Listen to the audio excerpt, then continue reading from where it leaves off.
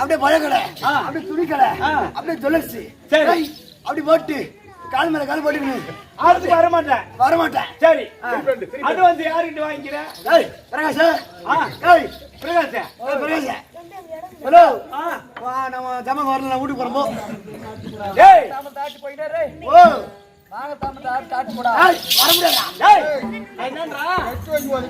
தெரியல எப்பா உன் கால பாரு 50 நைட் வாங்கி வச்சுக்குது, 50 ராத்திரி வாங்கி வச்சுக்குது.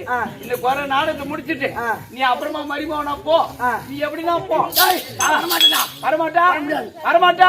சரி வந்தினா செருப்பாடி அடிக்குமா காலையில் செருப்பாடி. ஏண்டா இப்படி பேசுறே தம்பி? சரி, 99 மச்சன்மார்கள் ஒரே ஒரு தங்கச்சி. அண்ணவளை நான் திருமணம் செய்தால் 99 மூட்டை அரிசி வரும், 99 பவுன் நகை வரும். அப்புறம் என்ன புடவை அது இது கண்ணாமண்ணான்னு வரும் சொல்றேன். சரி தம்பி, உங்க வீட்டுல எதுனா ஒண்ணு ஆயிட்டா அப்படி அவங்க எடுத்து வருவாங்க. அவங்க வீட்டுல எதுனா ஒண்ணு ஆயிட்டா அவங்க வீட்டு சாவாங்களா? சாக மாட்டாங்களா? எத்தனை ஏக்கரை வச்சுக்கிறேன்? பொண்ணு வேணாம், ஒண்ணு வேணாம்.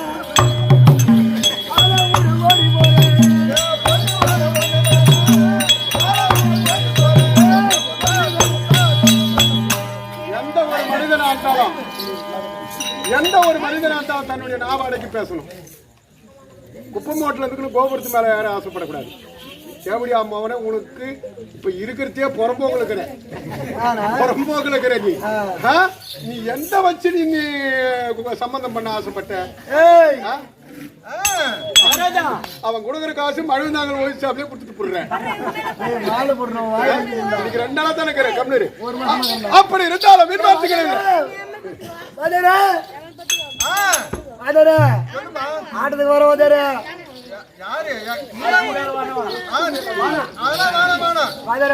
காலை காலையும் பிடிக்குவானா? நீ காலையும் பிடிக்குவானா? அப்படி எதை பிடிக்கிறது? சரி, தலைவரே போச்சு.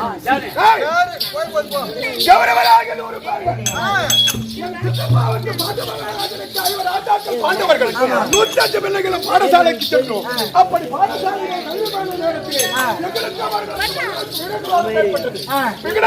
ஏற்பட்டு 5 ராஜாக்களை அழிப்பதற்கு எத்தனையோ சூழ்நிலை செய்து நடக்கின்ற வயதில் நட்சமுள்ள நாட்டில் பதக்கின்ற வயதில் பாப்புகளை விட்டேன். அந்த விஷத்தை வச்சுக்கல, அந்த விஷத்தை நீ ஒரு வாட்டி சாப்பிட்டு பார்க்க கூடாதா? அந்த விஷத்தை வாங்கி வச்சுங்களா? விஷம் சாவுதா போய்கிறான் சொல்லிங்கன்னா நான் சாவறதுக்கு ஐடியா சொல்றேன். அப்படி எத்தனையோ சதிகள் செய்தேன். 5 ராஜாக்கள் அழியவில்லை. எதற்காக அந்த சதிகள் செய்தேன்? எதற்காக அந்த சூதுகள் செய்தேன்? இந்த உலகம் எல்லாம் நானே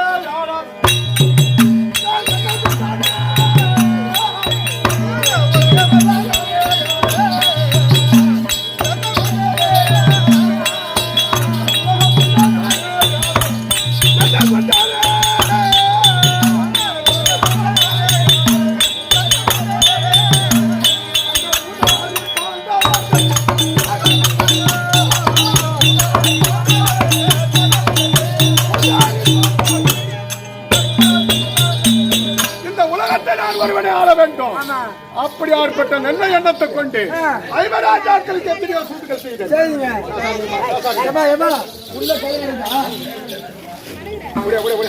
அப்படி எத்தனையோ சதிகள் செய்தேன். சாகவில்லை. அவர்களை இதோடு விடக்கூடாது, அழிக்க வேண்டும். அப்படி என்று அடக்கினால்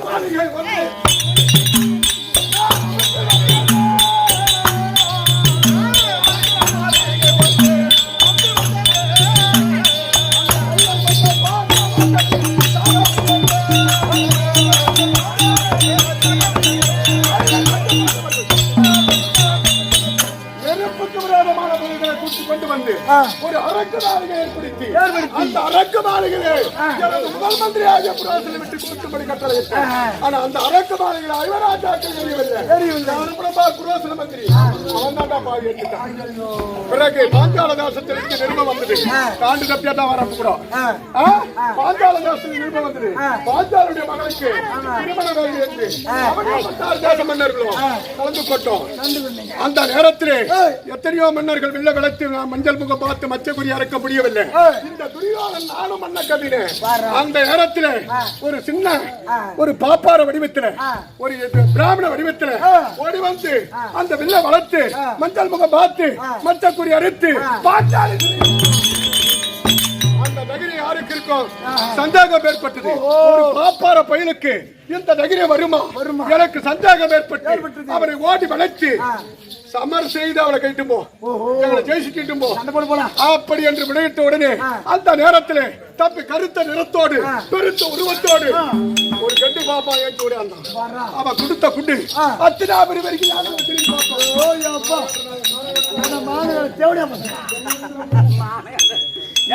வீரப்பா பேசுறான். இந்த ஜென்மத்தை வச்சு இருக்கலாமா? போய் தூக்க மாட்டி சாப்பிடா. அப்படி திருமணம் செய்து விட்டார்கள்.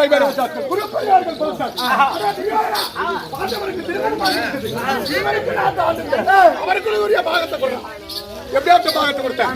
பழையாஸ்திராபுரி என்று சொல்லக்கூடிய ஈச்சங்காடு சுண்ணாம்பு ஈச்சங்காடு சுண்ணாம்பு மேடு அதை கொடுத்தனே என்னை விட அடக்கமா ஒரு ஓலை குடிச்சு போட்டுக்கிறேன். எப்படியா மக்களா அஸ்திராபுரி 66ஆம் வீதி என்றால் இந்திர பிரதேசம் 86ஆம் வீதியாக தந்தையாக பாண்டுமகாராஜனுக்கு ராஜசூயாக என்று என்னை நயமாக அழைத்து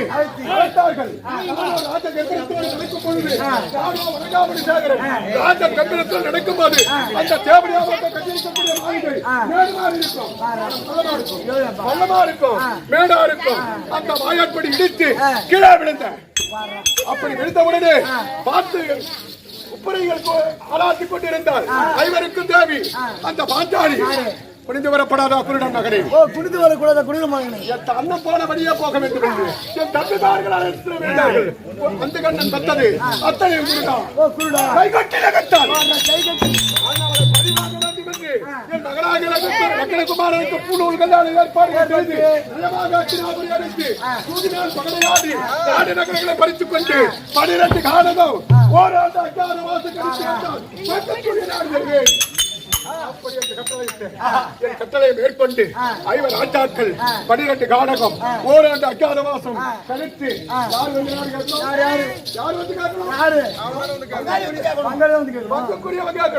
பங்குக்குரியவன் கேட்டிருந்தா ஒரு கால் கொடுத்து கூட இருப்பேன். யார் வந்து கேட்டது? முதலாக கோட்டா மோரை உள்ளவன் முழுமுகாமணிவர் வந்தான். அப்படி என்று தெரிவித்தேன். பிறகு பிள்ளை பாசத்தினால் இந்த துரியோதனன் கொடுப்பான் என்று புலியாத்தர் நடப்படாங்க. அள்ளிக்கும் அர்ஜுனுக்கும் பிறந்த புலியாத்தர் நடப்படாங்க. அதுக்கும் கொடுக்க முடியாது. போடா போடா தம்பி. மூன்றாவதாக யார் ஒரு ஆளு அனுப்புறாங்கடா. யாரு மூன்றாவதாக யார் தெரியுமா? ஐயோ அவன் யார் தெரியுமா? அந்த மாலாகிய கண்ணன், அந்த யாதவனாகிய கண்ணன், அந்த சண்டாள கிருஷ்ணன் அவனை அனுப்புனாங்க. அந்த திரு ஆமா அவன் யார் தெரியுமா? அவன் எனக்கு சூ மாமனார். ஓஹோ சின்ன மாமனார். சூ மாமனார் சின்ன மாமனார். அவன் எனக்காக கொண்டா அடிக்கிற கைதான் கட்டிக்காரன் அடிக்கிற கைதான். ஆயர்குல மாணிக்கமே எங்கள் ஆண்டவரே சாமி, இங்க யாரும் இல்லை எனக்கு துணை நல்ல வழிகாட்டு.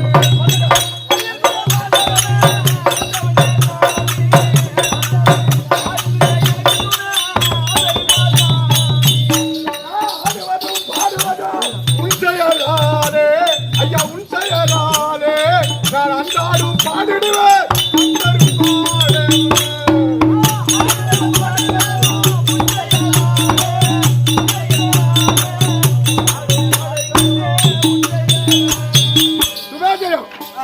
இந்த தொட்டப்பட்ட கிராமத்தில் இருக்கக்கூடிய ஐயா உங்க பேரு சொல்லுங்க. பிகில் பாண்டி. இந்த தொட்டப்பட்ட கிராமத்தில் இருக்கக்கூடிய ஒரு பெரியவர் அவரால் மனமிறங்கி எனக்காக கொடுத்திருக்கிற சொன்னானோ 1000 பொற்காசுகள். 1000 பொற்காசுகள். அட கோவிந்தமே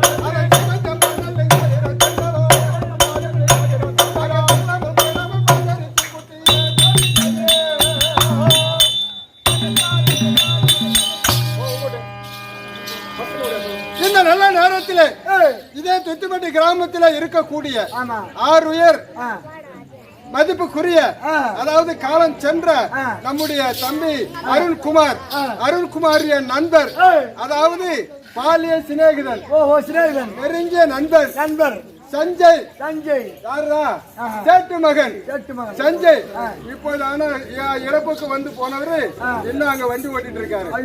அவரை போன் பண்ணி அப்பாவோட சொல்லிக்கிறான் அப்படின்னு சொன்ன அப்பா அவரே வந்துட்டாரு.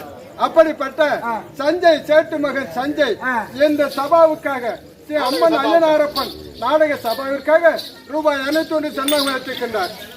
அவருடைய குடும்பத்திலே அந்த ஆதி மாயன் எம்பெருமாள் துணை இருந்து அவருடைய குலதெய்வம் அருள் இருந்து நீண்ட ஆயுளும் நிறைந்த செல்வமும் தர வேண்டும் அந்த சஞ்சய். அது மட்டுமல்ல அவருடைய வேண்டுதல் பிரகாரம் இந்த அருண்குமாரும் அந்த சாந்தி அடைய வேண்டும், ஆன்மா சாந்தி அடைய வேண்டும். அப்படி என்று வேண்டிக் கொண்டு இந்த 201 சமாவுக்காக பிடிக்கிற அந்த யாதவனாகிய கண்ணன் தூதுக்கு வந்தான் பாண்டவருக்கு பறித்து. அவனை என்ன கேள்வி கேட்ட? அந்த யாதவனை என்ன கேள்வி கேட்ட தெரியுமா? அடே யாதவா, நீ யார் எனக்கு? சின்ன மாமனார் தானே? அட பாதி கேட்ட பதவியே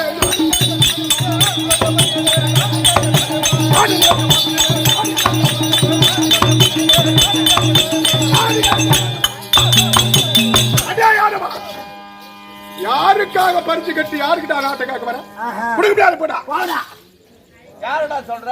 அப்படி என்று தெரிவித்த உடனே அந்த பரந்தாமனாகப்பட்டவன் அதே துரியோதனா பாகம் தர மறுத்தான். பாரத போர் நடக்கும். என்கிட்ட இருக்கிறது 11 அக்களோடி சேனை, 5 ராஜாக்கள் இருப்பது 7 அக்களோடி சேனை. நான் பயப்படுனா 18 நாள் 18 நாள் யுத்தத்தை வச்சாங்க.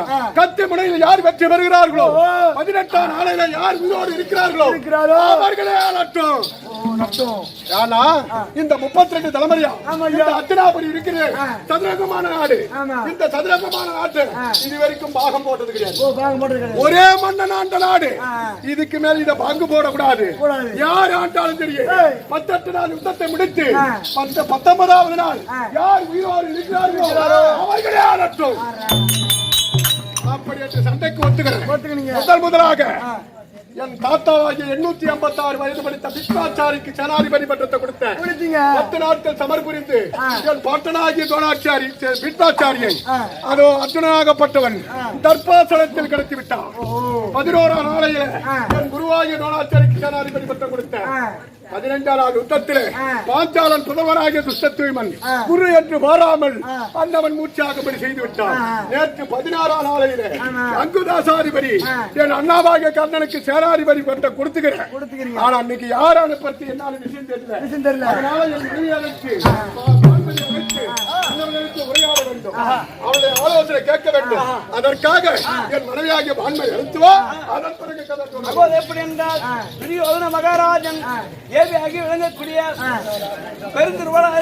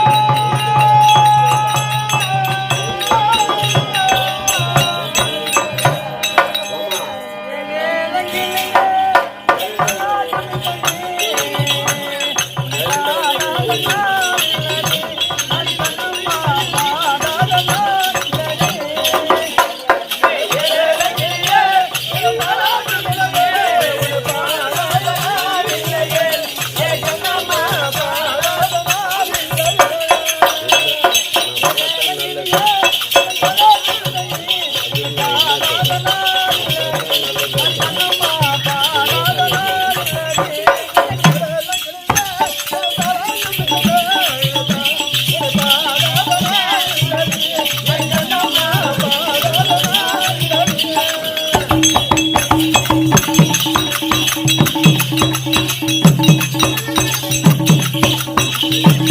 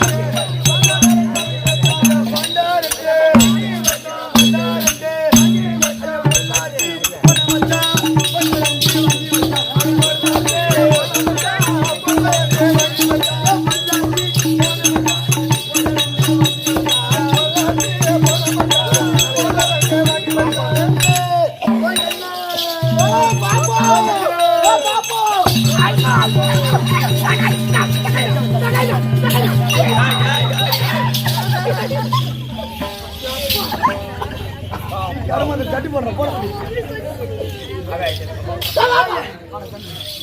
என்ன பாப்போம் என்ன